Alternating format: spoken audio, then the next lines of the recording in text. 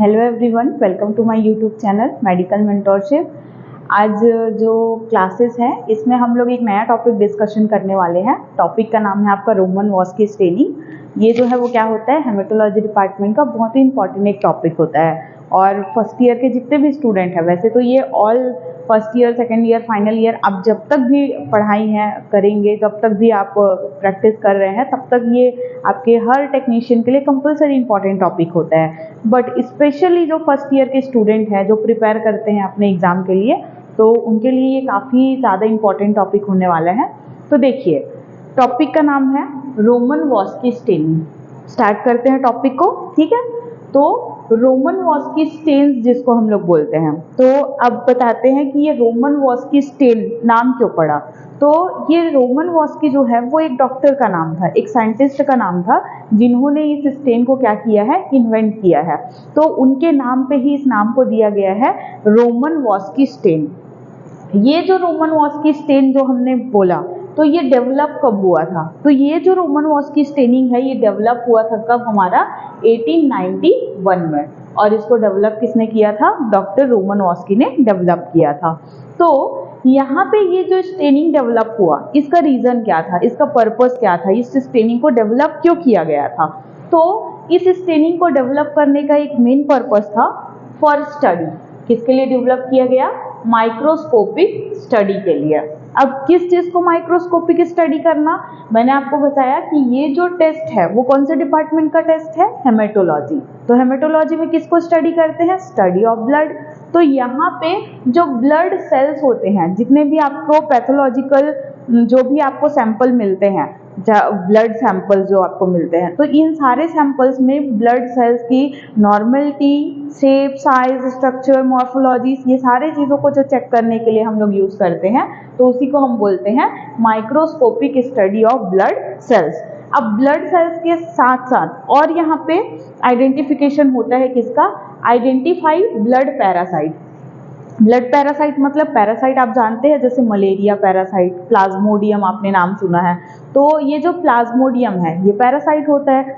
ऐसे ही क्या होते हैं, बहुत सारे और ब्लड पैरासाइट्स होते हैं, लेशमेनिया, डोनोवानी, इस तरीके के आगे बहुत सारे पैरासाइट्स आप जानेंगे। तो ये जो पैरासाइट, ऐसे पैरासाइट जो कहाँ प्रेजेंट होते हैं? ब्लड में ही प्रेजेंट होते हैं। तो ब्लड में प्रेजेंट होने वाले पैरासाइट्स को हम लोग क्या बोलते हैं? ब्लड पैरासाइट बोलते हैं। तो यहाँ पे देखिए, जितने भी ब्लड पैरासाइट है, इसका भी एग्जामिनेशन करना है तो आपको स्टेनिंग करना पड़ेगा। तो इसके स्टेनिंग के लिए भी हम लोग क्या यूज़ करते हैं? यहाँ पे हम लोग स्टेनिंग यूज़ करते हैं। तो ये जो स्टेनिंग है उसका मेन पर्पस ही होता है identification of blood cell, identification of blood parasites.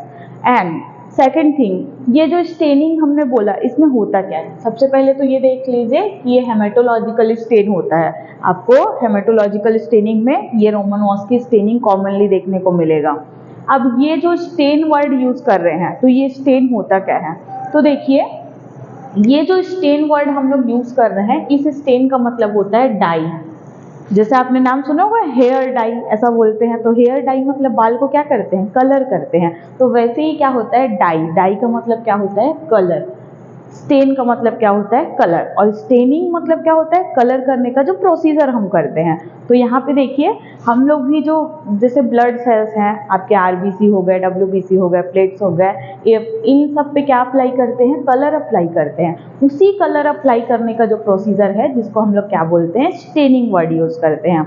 अब देखिए, ये रोमन-वॉस्की स्टेनिंग जो है, इसमें आपको डाई मिलेगा। डाई मतलब कलर मिलेगा। तो यहाँ पे कौन कौन से कलर मिलेंगे? यहाँ पे एक डाई आपको मिलेगा एसिडिक डाई। एसिडिक डाई जो वर्ड यूज कर रहे हैं, इसका बोलने का मतलब क्या है? एक ऐसा डाई होगा या एक ऐसा कलर होगा जिसका नेचर कैसा होगा? एसिडिक नेचर का एक डाई आपको मिलेगा। दूसरा यहाँ पे आपको एक डाई मिलेगा बेसिक डाई। तो ये जो बेसिक डाई जो बोल रहे हैं, तो बेसिक डाई बोलने का मतलब क्या है? एक ऐसा डाई रहेगा जिसका जो नेचर है वो कैसा रहेगा? बेसिक नेचर का रहेगा। तो आपको यहाँ पे दो डाई देखने को मिल रहा है, एक एसिडिक डाई रहेगा, दूसरा आपका बेसिक डाई होता है। तो ये दोनों ही डाइज को यूज करके हम सारे सेल को क्या करते हैं? स्टेन करते हैं। सारे cell in the sense blood cells को क्या करते हैं? स्टेन करते हैं।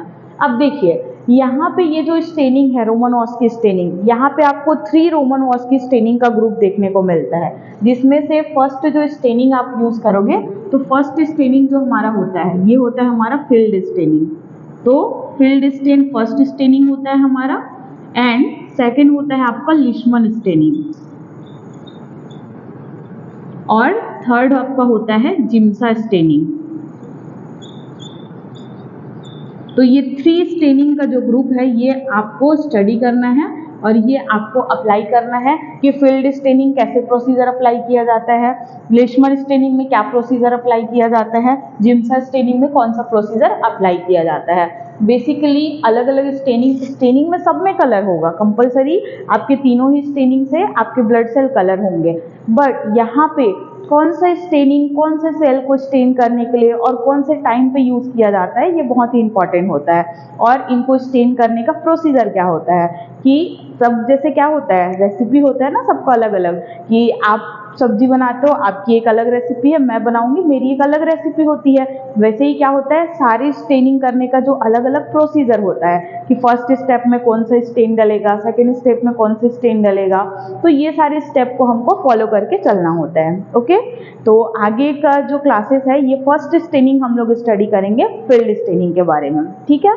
तो आगे की क्लास के लिए आप वेट कीजिए, जल्द ही फील्ड स्टेनिंग का सेकेंड वीडियो अपलोड हो जाएगा। Thank you for watching.